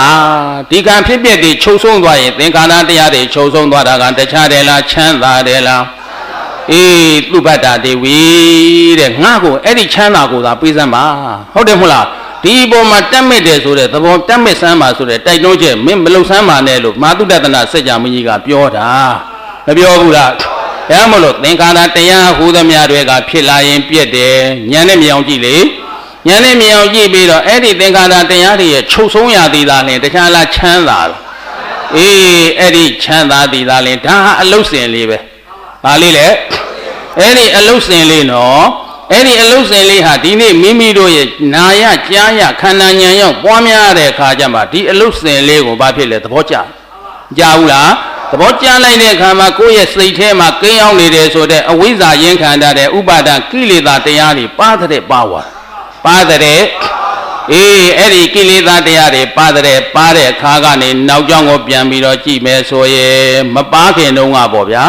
အဝိဇ္ဇာဒူကြီးထူးနေစဉ်ချိန်ခါတုန်းကဘာတို့ထူးနေအဝိဇ္ဇာဒူကြီးထူလဲထူလိုက်ကောမိမိကိုခန္ဓာ၅ပါးယုံနာ၂ပါးဖြစ်ပြီးပြည့်နေတဲ့ဒုက္ခသစ္စာတရားကြီးကိုမိမိတို့တွေကအမြင်မှားကြီးနဲ့ဘယ်လိုမြင်ငါလို့မြင်လေမမြင်ဘူးလားဒါရှေ့သွားပြီးမှနောက်ကြောင်းကိုပြန်တာနော်မင်းတို့ရှေ့လမ်းခင်းပြီးဟိုကဒုက္ခချမ်းသာကိုပြပြီးပြီနော်အဲ့ဒီဒုက္ခနေရာကရက်ပြီးတော့လေနောက်ကြောင်းဟိုတုန်းကကိုမှားခဲ့တာကိုပြန်ကြည့်တော့ဒီချမ်းသာဆိုတော့ဥပ္ပိစိတ်တော်နိဒုဇန်နိဆိုတဲ့ဖြစ်လာရင်ပြည့်တယ်ဆိုတာကိုမြင်ရဲ့လားသင်္ခါရတရားတွေကိုကမြင်ခဲ့ရဲ့မမြင်ခင်ချိန်ခါတုန်းကတခြားတယ်လားငါတယ်လားဘယ်သူကြည်စိုးခဲ့ငါဆိုတဲ့ဒိဋ္ဌိအတ္တဒိဋ္ဌိကြည်စိုးသလားမကြည်စိုးဘူးလားသူများတဏ္ဍာမလားကိုယ်တဏ္ဍာမလားဘယ်နေရာမှာအောင်းနေစိတ်ထဲမှာခန္ဓာထဲမှာပေါ့ဗျာဟုတ်လဲမဟုတ်လားအဲ့ဒီအနုတ္တယသဘောဟာဒီထဲအောင်းနေသမျှဒီချမ်းသာကို तू မမြင်ဘူးဒီသေတံဥပသမောတုခောဆိုတဲ့ချမ်းသာကို तू မြင်ရဲ့လားမမြင်တော့ဘာတွေကိုသာလေချမ်းသာလို့ထင်ခဲ့တယ်လေဆိုတော့ယရနာစိမ့်ကြောက်တယ်ဘာတွေပါလေလောကီယရနာ9ပါးရှိတဲ့လောကီယရနာဘာတွေလဲရွှေတဲ့ငွေသို့နာရစတံမုတ်တာပလဲနံပါတ်3ကပ လဲနံပါတ်3ကနံပါတ်1ကရွှေနံပါတ်2ကငွေနံပါတ်3ကပလဲနံပါတ်4ကဝေလူရိယကြောင်မြေရွဲတဲ့ဝေလူရိယကြောင်မြေရွဲဝေလူရိယဆိုတာကြောင်မြေရွဲပဝါလတန်တာတဲ့ပဝါလပဝါလတန်တာပြန်ယူမယ်နံပါတ်1ကပါလဲရွှေနံပါတ်2ကနံပါတ်3ကပလဲမုဒ္ဒနောက်ဆုံးဝေလူရိယကြောင်မြေရွဲနောက်တာမဏိပရမနံပါတ်5ကပရမနံပါတ်5ကပရမနံပါတ်6ကတန်တာနံပါတ်6ကတန်တာနံပါတ်9ကဝစီရစိန်နံပါတ်9ကစိန်ဆိုယတနာဘယ်နှပါလဲအဲ့ဒါဘာယတနာလဲလောကီယတနာဘာယတနာလဲအဲ့ဒီလောကီယတနာတွေရှိမှသာလည်းမိမိတို့ချမ်းသာတယ်လူချမ်းသာတယ်လေဟုတ်လားများတို့ကြည့်လေစိတ်ငကကြီးမြန်ပန်းလာတယ်ဆိုရင်ဘာတဲ့လဲ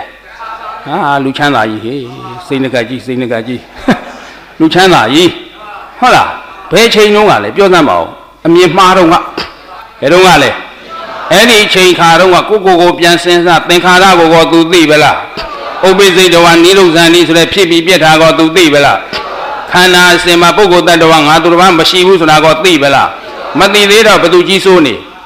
အတ္တဒိဋ္ဌိငါကြီးစိုးနေတဲ့ချိန်ခါတော့ကလေရွှေမြန်းတွေ့ရင်ငန်းငန်းတဲ့ပဲဟုတ်တယ်မလားစိတ်တိကတံမဟေကင်းစာအတုလံဒုံလဘအတ္တနံစိတ်တိကတံနဲ့အဲ့ဒီပစ္စည်းဥစ္စာယတနာတွေဟာတွေးလိုက်တာနဲ့ရလိုက်တာနဲ့တပည့်နဲ့စိတ်ကိုပျော်သွားစေတတ်တယ်။ဘာဖြစ်သွားလဲ။စိတ်ကိုပျော်သွားစေတတ်တယ်တဲ့စိတ်ကိုပျော်သွားစေတတ်တယ်အဲ့ဒီပုံမှာတက်မဲ့သွားတာနော်။အဲ့ဒီတက်မဲ့သွားတဲ့အတွက်ကြောင့်သူ့ကိုတခြားလို့ပြောတယ်လားယတနာလို့ပြောတယ်။ဆန်းဆန်းကြည်ကြည်ပုဂ္ဂိုလ်တ attva တို့ကိုအမျိုးမျိုးဘဝပြောင်းသွားအောင်လဲသူကပြုတ်တတ်သလားမပြုတ်တတ်ဘူး။ဒီနေ့ပစ္စည်းဥစ္စာမရှိလို့ပစ္စည်းစုပ်အနှုတ်စုပ်ကလေးနဲ့နေရပေမဲ့နောက်တနေ့ယတနာစိန်ကြောက်တွေလည်းများလာလဲလာတော့အဆင့်တန်းပြောင်းသွားဟုတ်တယ်မလားဟိုတုန်းကသူများအိမ်သူများခြေသလုံးအိမ်တိုင်းတော့သူများခြေသလုံးအိမ်တိုင်းနေရပေမဲ့ယတနာစိန်ကြောက်တွေလည်းယတနာ9ပါးလည်းဖြစ်လာလဲလာတော့ဘာဖြစ်သွားလဲသွင်ပြောင်းမသွားဘူးလားဆန်းကျင်အောင်လုပ်တတ်တယ်နော်မဟေကိစ္စတန်ဖိုးအပြင်ကြည့်ပြန်ရင်လဲရွှေတကြသားဘယ်လောက်လဲတန်ဖိုးမသိပါဘူးဒုမကြီးတွေလောက်မသိပါဘူးဟုတ်တော့မသိပါဘူးအဲဒီတော့တန်ဖိုးကမကြည့်ဘူးလားမဟက်ကတန်ဖိုးကြီးတယ်တဲ့အတုလန်နဲ့ဒီရွှေယရနာပစ္စည်းတွေနဲ့ဒီယရနာစိန်ကြောက်တွေနဲ့လေကြံနဲ့ကြောက်ခဲသလဲတွေနဲ့ဓာန်တူရဲ့လားနှိုင်းเสียမရှိအောင်လဲထိုက်တန်တယ်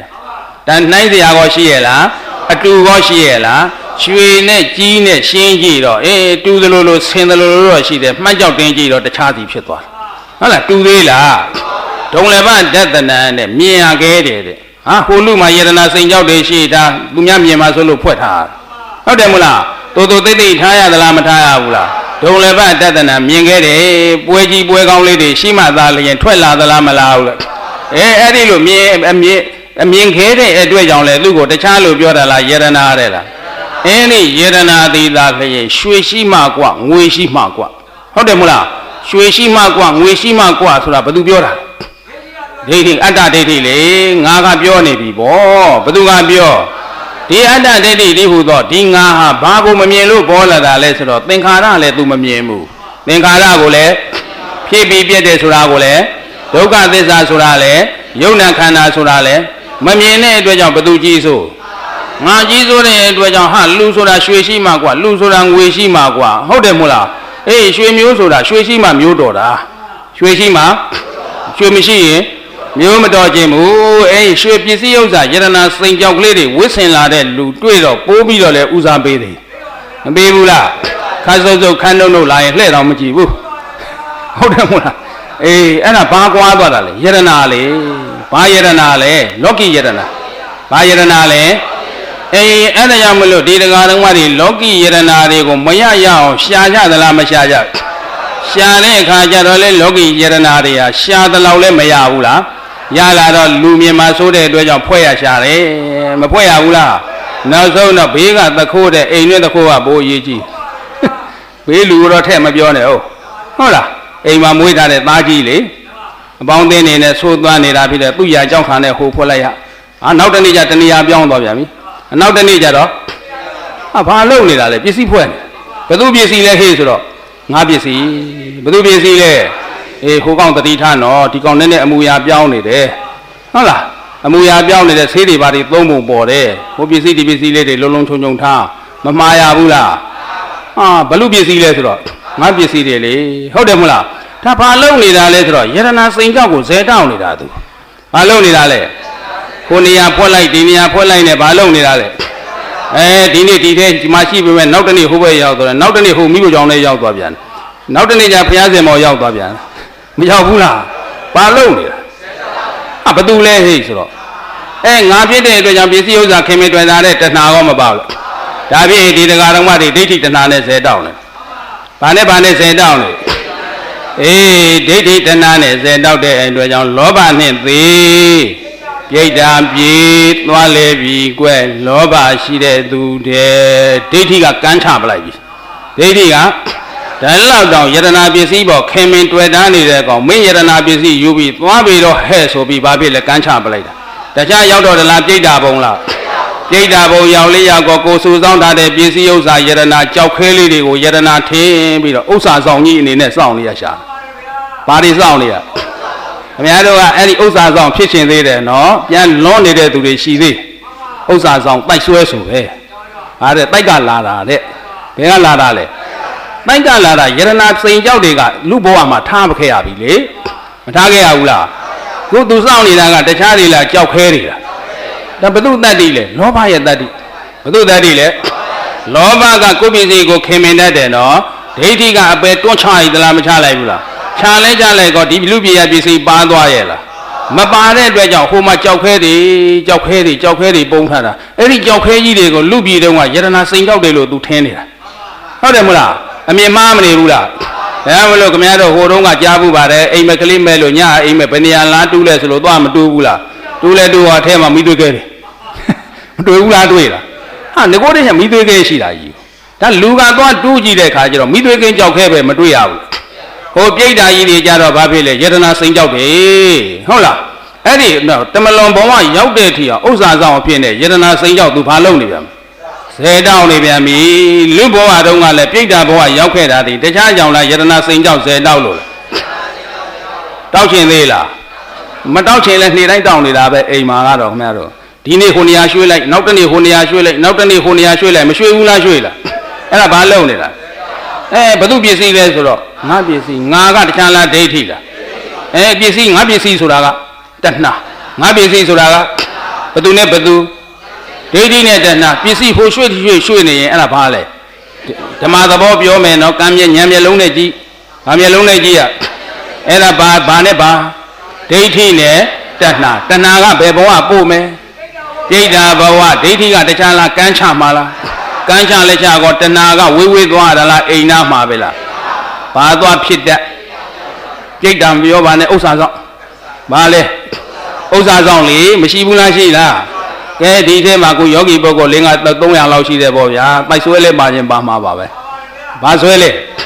တိုက်ဆွဲဟာဘာလောက်ထားလဲဆိုတော့အဲ့ဒါယတနာစိန်ကြောင့်ဇေတောက်ခဲ့လို့မတိုက်ဆွဲဖြစ်နေယတနာစိန်ကြောင့်ဇေတောက်ခဲ့တဲ့အတွက်ကြောင့်ပြိတ္တာဘုံရောက်ရသလားမရောက်ရဘူးကိုလည်းဒီဆွဲထက်ဆွဲနေပြန်တယ်ဆိုရင်စိတ်ဇေတောက်နေပြန်ပြီ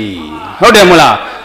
ဇေတောက်နေပြန်ပြီဆိုရင်တော့သူ့တဲ့နှိမ့်တဲ့နေရာပဲကြဖို့အရေးရှိတယ်ဘာယရနာကိုဇေတောက်မိလို့လောကီယရနာဘယ်နှပါရှိလားမိမိတို့မှာရှိသလားဆင်ချင်းကြည့်ပါဦးပြန်ပြီးတော့ခင်ဗျားတို့ဘလူးမှလှူမခံဘူးဘုန်းကြီးကတော့လှူခံတရားမဟုတ်ဘူးဓမ္မသက်သက်ပဲပြောတာတရားလမ်းကြောင်းသက်သက်ပဲပြောတာဟုတ်တယ်မို့လားမရှိဘူးနဲ့တနေ့တော့ပေါ်လာမှာပါပဲဟုတ်တယ်တနေ့တော့ဘေးရင်ဆရာစီသွားတိုးတိတ်နဲ့သူများမသိပါစေနဲ့ဆိုသွားမေးအောင်ပါအဲ့ဒါယရနာစိန်ကြောက်တွေကိုလောကီဥစ္စာယရနာစိန်ကြောက်တွေဇေတောက်ရင်တော့ဘာဖြစ်လဲအပယ်လေးပုံမရောက်ဘူးလားရောက်မလားအဲ့ဒီပစ္စည်းဥစ္စာလေးတွေဟာပစ္စည်းဥစ္စာလေးနည်းနည်းလေးနဲ့ယရနာရွှေငွေလေးတွေတိုးပွားအောင်ဟဲ့ဆိုတော့လောင်းမယ်ကစားမယ်မလုပ်ဘူးလားလုပ်လားလောင်းကစားမှုလုပ်ပြန်တာလဲဒါဘာလုပ်ထားလဲဇေတောက်နေတာသူလဲလောဘအရင်ခံလုပ်နေတာပဲဘာကိုအရင်ခံထားတယ်လောဘအရင်ခံထားပြီဆိုရင်တော့ဒီတရားလုံးမတွေတခြားလားပြိတ္တာလားပြိတ္တာဘုံရောက်မှသေချာနေသလားမသေချာဘူးလားဒါဘာဖြစ်လို့လဲဇေတောက်မိလို့ဟုတ်တယ်မလားကဲဗျာအခုလိုရိတ်တာကြီးများလာပြီးတော့ယတနာစိန်ကြောက်ကလေးတွေလာလှလို့ရင်မကောင်းဘူးလားကဲအဲ့ဒါကြတော့လူချမ်းသာ နတ်ချမ်းသာဘာလဲဇေတောက်တတ်တဲ့လူတွေကြတော့လူချမ်းသာနတ်ချမ်းသာရတယ်ဟုတ်လားဇေတောက်တတ်တဲ့လူတွေကြတော့ဇေမတောက်တတ်တဲ့လူတွေကြတော့အပယ်လေးပုံဟုတ်လားအဲ့တော့ဒီတရားဓမ္မတွေယတနာစိန်ကြောက်တွေကိုတော့ဇေတောက်ပြီးတော့နေကြသလားမနေကြဘူးလားတောက်တတ်ပါစေလောကီဥစ္စာယတနာတွေဇေတောက်တတ်ကြပါစေဟုတ်လားမလားအေးအဲ့တော့ကိုပစ္စည်းရဲ့လို့ကိုဇေတောက်နေပေမဲ့အပြစ်မရှိဘူးလို့တော့မထင်လေးနဲ့ဓမ္မသဘောတည်မျက်နှာလိုက်ရဲ့လားဓမ္မသဘောတည်မျက်နှာမလိုက်ဘူးဇေတောက်တတ်ရင်တော့လူချမ်းသာနတ်ချမ်းသာဇေမတောက်တတ်ရင်တော့မိမိတို့အပယ်ဆင်းရဲနဲ့ကြုံရမလားမကြုံရဘူးဒါဘာယတနာလဲလောကီယတနာဒါကြောင့်မို့လို့လောကီယတနာရဲ့အပေါ်မှာဖယားအစရှိသောအရိယာသူတော်ကောင်းတွေကကြောက်ခဲနဲ့တလဲဖွဲနဲ့စကွဲအရိယာသူတော်ကောင်းတွေရဲ့အမြင်ကကဲပုထုဇဉ်အန္တပုထုဇဉ်မိုက်တွေကယတနာစိန်ကြောင့်အမြင်ကွာမသွားဘူးလားအေးယတနာစိန်ကြောင့်အမြင်မြင်ပြီးဇေတောက်မိပြီဆိုလို့ရှိရင်တော့အပယ်ဆင်းရဲပဲအရိယာပုဂ္ဂိုလ်တို့ရဲ့အမြင်ကတော့မှန်သလားမမှန်ဘူးလားအေးဒါဟာတခြားလားနိဗ္ဗာန်ချမ်းသာလားနိဗ္ဗာန်ချမ်းသာထီအောင်ရောက်နိုင်တယ်နော်ဒါကြောင့်မလို့လောကီယတနာတွေကိုဒီတရားဓမ္မတွေဇေတောက်တတ်ကြပါစေဟုတ်တယ်မလားဇေတောက်တယ်ဆိုတာဘာလို့ရမှာလဲလှူရမှာပေါ့လှူခန်းနေတာမဟုတ်ပါဘူးနော်ဘုန်းကြီးအတွက်လှူခန်းနေတာမဟုတ်ဘူးဒါနကုသိုလ်ကောင်းမှုကိုပြုသောအပြင်ဘာလို့မှာလဲဇေတောက်ပါကောင်းမလားမကောင်းဘူးလားကဲဒါနတော့ဘောဂဝါဆိုတဲ့အတွက်ကြောင့်စိတ္တဥစ္စာယတနာနဲ့မပြည့်စုံဘူးလားလူချမ်းသာနတ်ချမ်းသာကောမရဘူးလားလူချမ်းသာနတ်ချမ်းသာရတယ်နော်ကဲဒါဖြင့်လူချမ်းသာကိုကြည်စမ်းပါဦးဗျာခုနကမာတုတ္တနာစัจ जा မင်းကြီးဗာမင်းကြီးလေအဲ့ဒီမာတုတ္တနာစัจ जा မင်းကြီးမှာစัจ जा မင်းတို့ရဲ့ယတနာဘယ်နှပါ9ပါပဲဘယ်နှပါလဲအေးဘယ်သူတွေလဲဆိုတော့နံပါတ်1စัจ जा ယတနာနံပါတ်2နံပါတ်2ကဗရမ ्या ယတနာနံပါတ်2ကနံပါတ်3သားကြီးယတနာသားကြီးလည်းယတနာတစ်ပါးပဲနော်ပြန်ကြည့်ကြည့်ရောစัจ जा ယတနာရဲ့ဗရမ ्या ယတနာရဲ့သားကြီးယတနာရဲ့မိဖုရားကြီးယတနာရဲ့ဘယ်လိုလဲမိဖုရားကြီးယတနာဆေယတနာရဲ့မြေယတနာရဲ့ပြန်ကြည့်တွေ့ပါဦးနံပါတ်1ကစัจ जा ယတနာသားကြီးယတနာတထေးကြီးယတနာသူ့မှာသူလိုချင်သမျှကိုထုတ်ပေးနိုင်တဲ့တထေးကြီးနော်အဲ့ဒီတထေးကြီးရောယတနာတဲ့မပါဘူးလားယတနာဘယ်နှပါကဲဒါပြင်စัจ ဝရိမင်းကြီးကလည်းယတနာ9ပါးတည်းနဲ့ပြည့်စုံသလားမပြည့်စုံဘူးလားပြည့်စုံပြန်တဲ့အခါကျတော့တရားအားလျောစွာမကျင့်ဘူးလို့ဆိုရင်တရားမဆောင်ဘူးပေါ့ဗျာစัจ ဝရိမင်းရဲ့စောင့်တဲ့တရားစောင့်ရဲ့လားမင်းကျင့်တရားနဲ့ညီညွတ်ရဲ့လားမငြိမ်ညွတ်ဘူးဆိုရင်အဲ့ဒီယတနာစိန်ကြောက်တွေကိုသူဟာဘာဖြစ်လဲမကောင်းသောအဖြစ်ဇေတောက်နေရလို့ဆိုရမလားမဆိုရဘူးကဲဒါဖြင့်ဒါနသီလဘာဝနာကုသိုလ်ကောင်းမှုလေးတွေတော့မပြုဘူးလားပြုလားပြုပါမင်းကျင့်တရားနဲ့အညီလှုပ်ချင်လဲလှုပ်ပါဟုတ်တယ်မလားဒါပေမဲ့သူ့တဏ္ဍာမှာဒိဋ္ဌိကွာရဲ့လားဒိဋ္ဌိမကွာပုဂ္ဂိုလ်မှလျင်လူတွင်စัจ जा နတ်မှစัจ जा မိုးဖျားပြဲမှာဖြစ်တုံပါလဲခန္ဓာပြိုကွဲကုသိုလ်ဆဲကဖောက်လက်ပဲရွာရောင်မြဲတာတဲ့ဒိဋ္ဌိမကွာတဲ့အတွက်ကြောင့်အဲ့ဒီယတနာစိန်ကြောက်တွေတောက်ချင်တဲ့လောက်သူတို့ဆဲတောက်စัจ ဝရိမင်းကြီးတော့အဲ့ဒီယတနာ9ပါးတွေကိုတောက်ချင်တဲ့လောက်ဆဲတောက်ရင်လေသူ့တဏ္ဍာမှာဒိဋ္ဌိကွာပါလားမကွာသေးတဲ့အတွက်ကြောင့်ကုသိုလ်ကံအရှိန်ဟုန်ကုန်လို့စัจ ဝရိမင်းကြီးရောမဖြစ်ရဘူးလားစัจ ဝရိမင်းရဲ့စိစိတ်ချမ်းသာယတနာ9ပါးနဲ့ကောမပြည့်စုံရဘူးလားဒါပေမဲ့ကုသိုလ်ကံအရှိန်အဟုန်နဲ့ကုံလဲကုံတော့ခန္ဓာကြီးပြိုကွဲပြီးတော့ကြာမှာသေကြသလားမသေ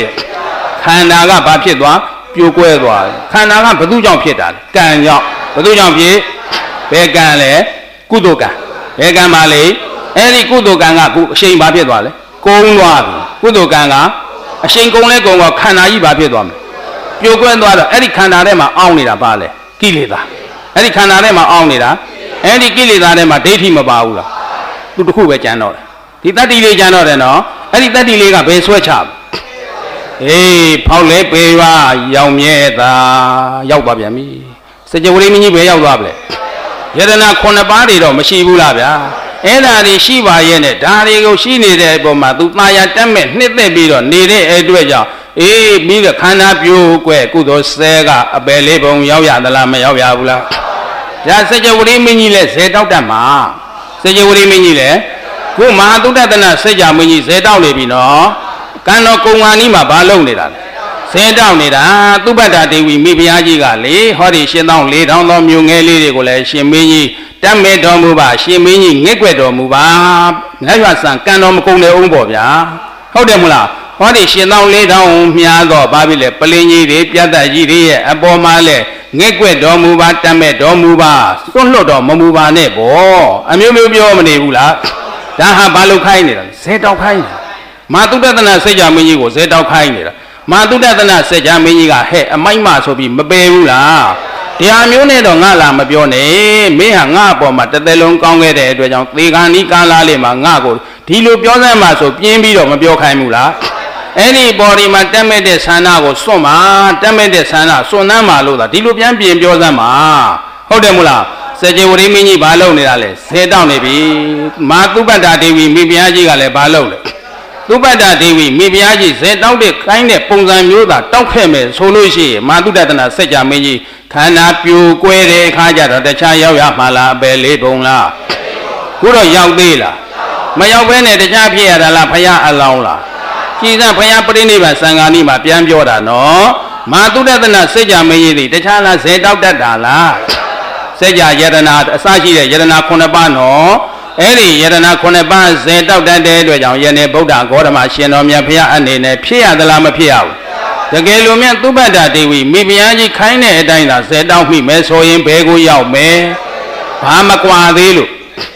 ဒိဋ္ဌိမကွာသေးဒိဋ္ဌိဘယ်မှာအောင်းစိတ်ထဲမှာလေကိုယ်ခန္ဓာထဲမှာအောင်းနေတယ်ကုသိုလ်ကံအရှိန်ဟောကပြင်းမြောက်လို့ဖြစ်ပေါ်လာတဲ့ခန္ဓာကိုယ်ကြီးဟာအရှိန်လဲကုံလဲကုံတော့ပြိုကွဲပြီးတော့သွားသလားမသွားဘူးဘာကပြိုကွဲသွားခန္ဓာကပြိုကွဲအတွင်းအောင်းနေတဲ့ကိလေသာရဲ့တတ္တိကအပယ်ဆွဲချသွားဟုတ်တယ်မို့လားကြည်စံသင်္ကာနိကံတော်ကုံကာနိချိန်ကာလေးမှာဒီစကြယေရနာစရည်ရဲ့ယေရနာ9ပါးဇေတောင်ကြီးမှန်းသွားသလားမမှန်ဘူးလားမှန်တဲ့အတွက်ကြောင့်ဗုဒ္ဓဂေါတမရှင်တော်မြတ်ဖရာကြီးဖြစ်ရသလားမဖြစ်ရဘူးလားအေးဒါဒီတရားဓမ္မတွေဇေတောက်တတ်ဖို့ပြောတာပါဟုတ်လားဒါဖြင့်မာသုတ္တနာစကြမင်းကြီးယေရနာစိမ့်ကြောင့်ဇေတောက်တတ်တဲ့အတွက်ကြောင့်ဗုဒ္ဓဂေါတမရှင်တော်မြတ်ဖရာဖြစ်လို့ခန္ဓာပရိနိဗ္ဗာန်ဝင်ဆံရသလားမဝင်ဆံရဘူးလားငြိမ့်ပြီးအေးသွားပြီနော်အဲ့ဒီဇေတောင်လေးမတောက်ချင်ဘူးလားမဟာသုတ္တနာစကြမင်းကြီးနဲ့ဗုဒ္ဓဂေါတမကြားထဲမှာအပေတွေအများကြီးပဲဟမ်မများဘူးလားသိကျင်သေးလားမသိကျင်ခုချက်ချင်းဇေတောက်တာပြင်ရမယ်ဟုတ်တယ်မို့လားဟာတပည့်တော်တို့ကတော့မဟာသုတ္တနာစကြမင်းကြီးလိုအကြာကြီးတော့မစောင့်နိုင်ဘူးဗျစောင့်နိုင်ရဲ့လားမစောင့်နိုင်ရတနာစိန်ကြောက်ဘာလုံးလဲဇေတောင်ကြီးပြင်ရမယ်ဟုတ်လားမဟာသုတ္တနာစကြမင်းကြီးကပါရမီနဲ့လာတာနော်ဘာနဲ့လားပါရမီနဲ့လာတဲ့အတွက်ကြောင့်ဖျားဖြစ်ရလို့ကြီးတော့သူကစုပန်ထားတာမပန်ဘူးလားဒါကြောင့်မို့လို့ဗုဒ္ဓဂေါတမအဖြစ်ရောက်တဲ့အခါကျမှသူကဏီကုန်းချုပ်သွားတာဟုတ်ပလားဒါကိုမှတ်တရအနေနဲ့ဗုဒ္ဓဘုရားကကုသိနာယုံပြီးမန္လာမင်းတို့ရဲ့အင်းကြီးဥယျာဉ်တော်မှာပြိဋိဘံမဆန်ဘူးလားမာတုတ္တနာမင်းကြီးဖြစ်ခဲ့စဉ်ချိန်ကားတော့ကဒီလိုရှိတယ်ဆိုပြီးမာတုတ္တနာသုတ်တန်ကြီးပြန်ဟောတာဟုတ်တယ်မလားအဲ့ဒီထီအောင်မိမိတို့ကစောင့်နိုင်လားမစောင့်နိုင်ရင်တော့ချက်ချင်းနိဗ္ဗာန်ရောက်တဲ့ဇေတောင်ကြီးနဲ့တောက်အောင်ပါပဲဟုတ်တယ်မလားကဲဒါဖြင့်ယတနာစိမ့်ကြောက်ကိုဘယ်လိုဇေတောက်ကြမလဲဘယ်ယတနာကိုစိတ်တက်ကြမလဲဆိုရင်ဓမ္မယတနာဘာယတနာလဲဓမ္မယတနာဆိုတာဒီပါတယ်လေဗျာဘုဇင်9ပါးတရားကိုပြောတာဘုဇင်9ပါးတရားဘုဇင်ဘယ်နှပါးလဲ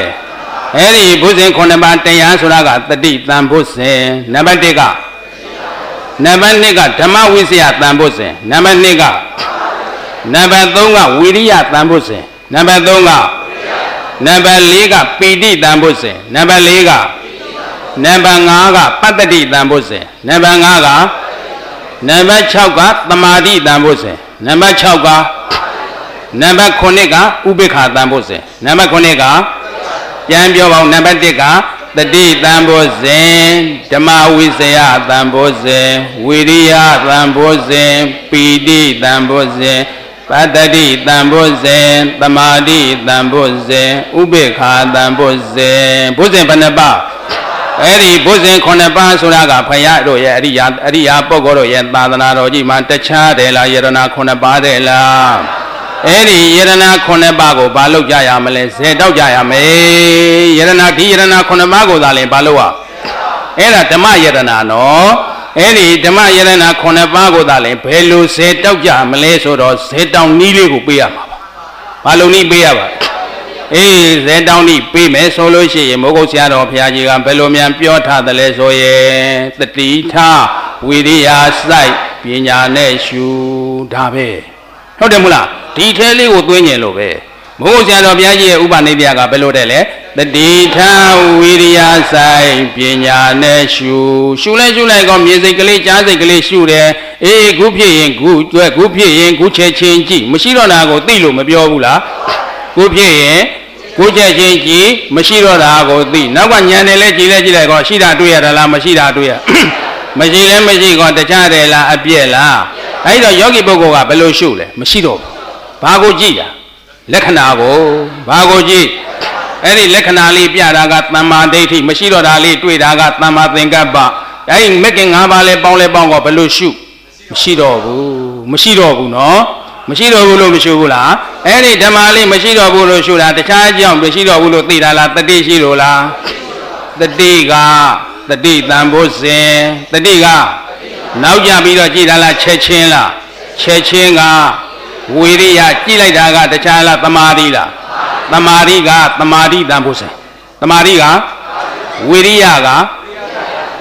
တတိထဝိရိယစိုက်ပညာနဲ့ရှုဆိုနေသမာဓိရောက်တော့ဘုဇင်တရား၃ပါးပေါ်လာဘယ်နှပါးပေါ်လာအေး၃ပါးပေါ်လာလဲပါကောဟိုကတခြားကိုမြင်တာလားအပြက်ကိုပြတာလားအပြက်ပြတာကတခြားလားသမ္မာဒိဋ္ဌိလားသမ္မာဒိဋ္ဌိကတခြားလားပညာလားပညာကဓမ္မဝိစီယတန်ဖို့စဉ်ပညာကဓမ္မဝိစီယတန်ဖို့စဉ်ဆိုတော့တခြားကိုမြင်တာလားအပြက်ကလေးမြင်တာလားဖြစ်တာကိုမြင်ရလားမမြင်ဘူးစိတ်လို့လည်းမရှုတော့ဘူးနော်ဝေဒနာလိုကိုရှုသေးလားတခြားလိုရှုတာလားအပြက်ကိုရှုတာလားဒါဖြင့်စိတ်ဝေဒနာတွေကိုလှစ်လူရှုပလိုက်ပြီစိတ်ဝေဒနာတွေကိုတခြားနဲ့ရှုတာလားဝိပဿနာနဲ့လားအဲ့ဒါဟာတခြားလားဥပိ္ပခာတန်ဖို့စဉ်လားကဲဘုဇင်9ပါးစည်ရဲနဲ့ဝင်နေတယ်အဲ့ဒီလိုသာများရှုပါတဲ့ဖြစ်ပြမြင်လားဩဖြစ်ပြကိုလို့ဆုံးဖြတ်ချက်မချဘူးလားဆုံးဖြတ်ချက်ချလိုက်တာနဲ့တပြိုင်နက်ယောဂီပုဂ္ဂိုလ်ဟာတခြားလားစောင့်ကြည့်သွားမှာစောင့်ကြည့်သွားပြီးဖြစ်ပြကိုမြင်လာပြီးဆိုတော့ဖြန်းကနေဟိုနေရာကကြက်သိမ်းထားလိုက်ဒီနေရာကကြက်သိမ်းဖြန်းကနေထားလိုက်တခါတရံရှုခွင့်ရဲ့အပေါ်မှာကျင်းနဲ့နှစ်သေးပြီးတော့ထကိုမထကျင်တော့ဟုတ်တယ်မလားကြက်သိမ်းမွေးကြီးနေတဖြန်းဖြန်းထပြီးတော့ကျင်းနဲ့နေသလားမကျင်းနိုင်ဘူးလားဒါတခြားလားပီတိလား